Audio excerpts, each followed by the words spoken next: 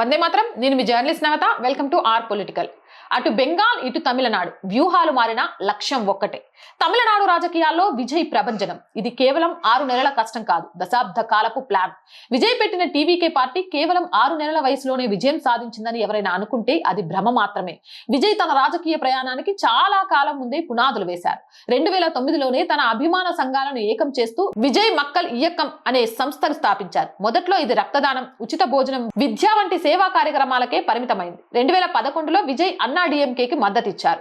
2013లో ఆయన నటించిన Thalaivaa cinema tag line time to lead, నడిపించే సమయం వచ్చింది అని ఉండడంతో జయలలితకు రాజకీయ సంకేతాలు అందాయి. అప్పట్లో ఆ సినిమా విడుదలపై తీవ్ర వివాదాలు నెలకొన్నాయి. జయలలిత గారు ఉన్నంత కాలం ఏ స్టార్ హీరో కూడా రాజకీయాల్లో రావడానికి ధైర్యం చేయలేదు.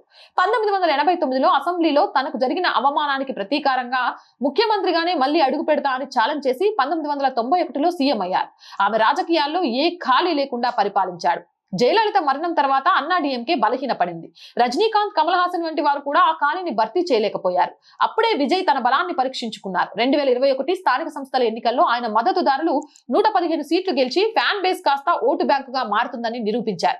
ఇప్పుడు తమిళనాడులో ఆ రాజకీయ ఖాళీని టీవీకే భర్తీ చేస్తుంది. అసలు పోరాటం ఎవరి మధ్య అంటే డిఎంకే, అన్నా డిఎంకే, కాంగ్రెస్ లేక బీజేపీలలో రెండో పెద్ద పార్టీగా ఏది నిలుస్తుందనేది. సరిగ్గా ఇలాంటి పరిస్థితే పశ్చిమ బెంగాల్లో కూడా జరిగింది.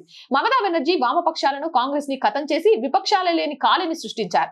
దానిని గమనించిన బీజేపీ 2014 నుంచి పకడ్బందీగా పాములు కదిపి ఈ రోజు బెంగాల్ ని గెలుచుకుంది. ఒకవేళ జయలలిత గారు బతికి ఉంటే విజయ్ రాజకీయ రంగ ప్రవేశం చేయడానికి ఇంకా చాలా కాలం వేచి చూడాల్సి వచ్చేదేమో. అవునంటారా కాదంటారా?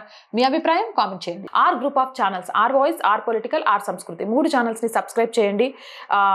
కోట్ల మంది ఛానల్ చూస్తున్నారు, బట్ సబ్స్క్రిప్షన్స్ మాత్రం చాలా తక్కువగా ఉన్నాయి. మీరు చేయడమే కాదు, మీ చుట్టుపక్కల వాళ్ళతో కూడా ఛానల్ సబ్స్క్రైబ్ చేయించండి. ప్రతి వీడియోని లైక్ చేయండి, షేర్ చేయండి, కామెంట్ చేయండి. అండ్ ఫస్ట్ వీక్ మళ్ళీ అడుగుతున్నాం, ఎందుకంటే మిమ్మల్ని తప్ప ఇంకెవ్వరిని అడగలేం. శాలరీస్ కానివ్వండి, ఆఫీస్ రెంట్ కానివ్వండి, ఇవి ఆర్థికంగా చాలా ఇబ్బందుల్లో ఉన్నాం. మీకు తోచిన సహాయం చేయడం ద్వారా ఈ ఛానల్ని నిలబెట్టడానికి అనుక్షణం పరిగెడుతున్న మాకు చేయూతనందించండి. సపోర్ట్ చేయాలి అంటే సబ్స్క్రిప్షన్ పక్కనే జాయిన్ అనే బటన్ ఉంది.